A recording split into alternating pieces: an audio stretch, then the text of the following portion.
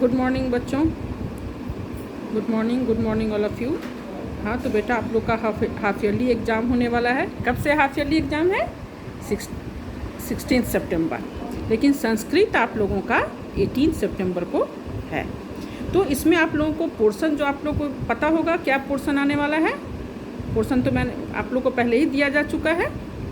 तो पोर्शन है चैप्टर 1 से लेकर 6 तक। चैप्टर 1, 2, 3, 4, 5, 6, ठीक है।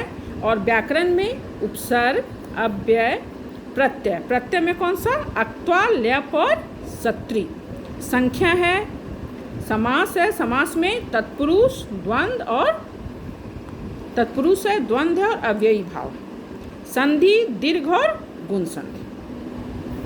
ये हम लोग का पोर्शन है, आप लोग को पता ही होगा। तो चलो बेटा, जैसे सबसे पहले हम लोग हर एक चैप्टर से थोड़ा थोड़ा हम लोग इम्पॉर्टेंट पार्ट्स को देख लेते हैं। जैसे फर्स्ट चैप्टर हम लोग का क्या है, सबसे पहले हम लोग आ जाएं, पहले फर्स्ट चैप्टर एक बार देख लें।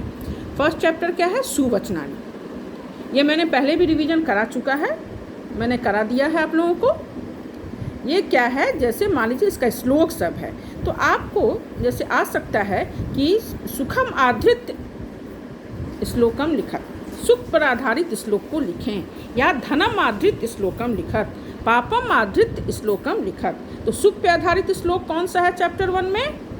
पहला, यस। एंड धनम आधारित, धन पे आधारित कौन सा श्लोक है? श्लोक नंबर 2। और पापम आधारित, पाप पे आधारित कौन सा है? श्लोक नंबर 5। तो आप चैप्टर 1 का ये जो है, ये सब श्लोक, आप सारा श्लोक अच्छे तरीके से याद कर लीजिएगा। चलिए इसका हम लोग वन वर्ड, सबसे पहले हम लोग वन वर्ड आंसर देखते हैं। वन वर्ड आंसर पहला क्या है? सन्मित्रम कस्मात् निवारयति, तो पापात्, के निंदन्तु वा स्तुवन्तु नीति निपुणा, का पापम अपा करोति सत्संगति, सर्वे कीदृशा सन्तु निरामया। हो गया। उसके बाद देखो बेटा, हम लोग प्रश्न निर्माण देखो। उत्तमा मानम इच्छन्ति स्थूल पदम आधृत प्रश्न निर्माणम कुर्वन्तु। उत्तमा मानम इच्छन्ति, मानम अंडरलाइन है, क्या होगा? उत्तमा किम इच्छन्ति, इच्छन्ति। नीति निपुणा स्तुवन्तु निंदन्तु वा, है ना। तो नीति निपुणा अंडरलाइन किया रहेगा, तो क्या होगा नीति निपुणा के जगह पे? के स्तुवन्तु लिखन, स्तुवन्तु व सन्मित्रम पापात् निवारयति, पापात्, सन्मित्रम कस्मात् निवारयति। Very good. इसका के निंदन्तु यदि वा स्तुवन्तु, इसका वन वर्ड आंसर क्या होगा? नीति निपुणा। का पापम अपा करोति सत्संगति। अध्यमा किम इच्छन्ति धनम, मध्यमा किम इच्छन्ति धनम मानम च। और अध्यमा सिर्फ धन की इच्छा करते हैं, मध्यमा धन और सम्मान दोनों की इच्छा करते हैं, और उत्तमा किम इच्छन्ति, उत्तमा मानम इच्छन्ति। हो गया चैप्टर नंबर 1। अब हम लोग चलें बेटा, इसका व्याकरण क्या है एक बार आप लोग किम शब्द रूप देख लीजिएगा। अब चैप्टर 6, चैप्टर 6 क्या है देखिए हम लोग। मधुरानी वचनानी। इसका पहला क्या है? विद्या ददाति विनयम। तो का ददाति विनयम? विद्या। विद्या अर्थात ज्ञानम मनुष्यस्य विनम्रताम यच्छति। जननी जन्मभूमिश्च स्वर्गादपि गर्यसि। जननी मीन्स माता, और जन्मभूमि दोनों का स्थान स्वर्ग से भी ऊंचा होता है। इसका वन वर्ड आंसर देखिए बेटा। लोके किम जयति, लोके सत्यम जयति। विनयम का ददाति, विनयम विद्या ददाति। वास्तविकम बलम किम अस्ति, वास्तविकम बलम बुद्धि अस्ति। शरीरस्य महान रिपुका अस्ति आलस्यम।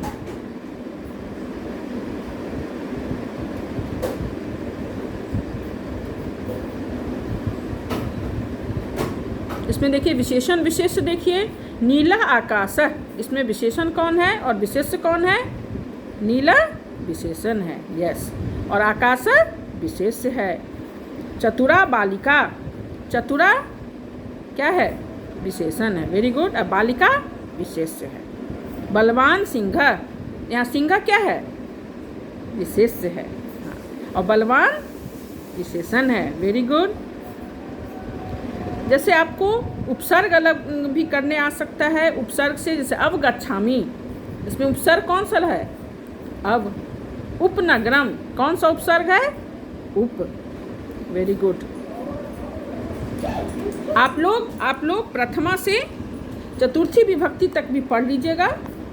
कर्ता ने कर्म को करण से संप्रदान को के लिए, ये चारों कारक, चारों विभक्ति आप पढ़ लीजिएगा। सहयोगे तृतीया, है ना। पिता पुत्रेण सह गच्छति, सह कलमेन लिखति। फिर होगा यहाँ ज्ञानम बिना, तो यहाँ कौन सी विभक्ति है? से ज्ञान बिना योगे द्वितीया, तृतीया और पंचमी तीनों होता है, लेकिन यहाँ क्या है? जब ज्ञानम कौन सी विभक्ति है? द्वितीया। यहाँ क्या लिखेंगे हम? द्वितीया। ये देख लेंगे, ज्ञानेन रहेगा तो तृतीया, ज्ञानम है तो द्वितीया। ज्ञानम बिना विद्या न भवति, है ना। उसके बाद इसी तरह देखिए आप लोग को प्रत्यय में कौन कौन सा है? अक्त्वा, ल्याप और सत्री। प्रत्यय किसे कहते हैं बेटा? प्रत्यय का अपना कोई स्वतंत्र अर्थ नहीं होता है। प्रत्यय किसी भी शब्द या धातु के बाद में लगकर उसके अर्थ को बदल देते हैं, है ना। जैसे पठ जोड़ अक्त्वा, पठित्वा। हंस जोड़ तुमुन, हंसितुम। अब जोड़ गम जोड़ ल्याप, अब गम में। तो हम लोग को कौन कौन सा प्रत्यय यहाँ पढ़ना है? अक्त्वा, ल्याप और सत्री। तो अक्त्वा का प्रयोग करके अर्थ में किया जाता है ना। जैसे पढ़कर, खाकर, सोकर। पठ जोड़ अक्त्वा, पठित्वा। हंस जोड़ अक्त्वा, हंसित्वा। और ल्याप प्रत्यय का प्रयोग भी करके अर्थ में किया जाता है, लेकिन जब धातु के पहले उपसर्ग लगा हो तो अक्त्वा के स्थान पर ल्याप प्रत्यय का प्रयोग किया जाता है। उसके बाद आपका है सत्री प्रत्यय। सत्री प्रत्यय का प्रयोग हुआ, हुई, हुए के अर्थ में किया जाता है। इसका तीनों लिंगों में रूप चलता है, जैसे गच्छन, गच्छन्ति, गच्छत। गच्छन हुआ पुल्लिंग, गच्छन्ति स्त्रीलिंग और गच्छत नपुंसक। जैसे आप लोग को MCQ में भी पूछ सकता है, अवगम में, है ना, इति पदे का प्रत्यय, तो प्रत्यय नहीं, उपसर्ग। इति पदे का उपसर्ग, तो अब। परित्यज्य इति पदे का प्रत्यय, ल्याप प्रत्यय। त्यक्त्वा इति पदे का प्रत्यय, अक्त्वा। हसित्वा इति पदे का प्रत्यय, अक्त्वा। मान ली MCQ भी रहेगा, 4 ऑप्शन रहेगा, एक सही 3 गलत। जो सही रहेगा उसमें आप टिक कीजिएगा। तो हम लोग है इस तरह से ल्याप भी अवगम, आगत्य। आपको उपसर्ग अलग करने आ सकता है, या अव्यय का प्रयोग, फिल इन द ब्लैंक्स। जैसे ईश्वर डैश अस्ति, क्या हो जाएगा? क्या होगा? ईश्वर सर्वत्र अस्ति, यस, वेरी गुड। हाँ। दयानंद डैश क्षमाशील आसीत, क्या हो जाएगा? अतीव। दयानंद अतीव क्षमाशील आसीत। कुकरा डैश भ्रमति, कुकरा इतस्ततः भ्रमति। इस तरह से आप लोगों का पोर्शन क्या है? चैप्टर 1 से लेके 6 तक व्याकरण में उपसर्ग, अव्यय, प्रत्यय, संधि। संधि में आपका दीर्घ और गुण है। इससे आपका संधि अथवा संधि विच्छेद करने आएगा तो दीर्घ और गुण से ही आएगा, ठीक है बेटा। जैसे दीर्घ संधि क्या है? अ जोड़ अ बराबर आ जोड़ आ बराबर आ, अ जोड़ आ बराबर आ। हर्षु जोड़ हर्षु बराबर दीर्घ, दीर्घु जोड़ दीर्घु बराबर दीर्घु। हर्षी जोड़ हर्षी बराबर दीर्घी, दीर्घी जोड़ दीर्घी बराबर दीर्घी, है ना। जैसे विद्या जोड़ालय विद्यालय, पढ़ी जोड़ इच्छा परीक्षा, वधु जोड़ उत्सव वधूत्सव, है ना। अच्छा, गुण संधि में नरह जोड़ ईसा नरेश। रमेशा का क्या होगा संधि विच्छेद? रमा जोड़ ईसा रमेश, ये गुण संधि हो गया। तो संधि अथवा गुण संधि और दीर्घ संधि दीर्घ और गुण, ये दोनों संधि पढ़ लीजिएगा। प्रत्यय में अक्त्वा, ल्यप और सत्वी प्रत्यय पढ़ना है। समास में तत्पुरुष, द्वंद्व और अव्ययी भाव। तो समस्त पदों के नाम आप यही पढ़िएगा। समास का क्या अर्थ होता है? संक्षेपीकरण। जब दो या दो से अधिक पद किसी विशेष कारण से एक हो जाते हैं तो समास कहलाते हैं, है ना। तो हम लोग को पढ़ना क्या है इसमें? समास में तत्पुरुष समास, द्वंद्व समास और अव्ययी भाव समास। ठीक है, अब हम लोग थोड़ा सा देखें चैप्टर 4, एक बार हम लोग थोड़ा देख लें।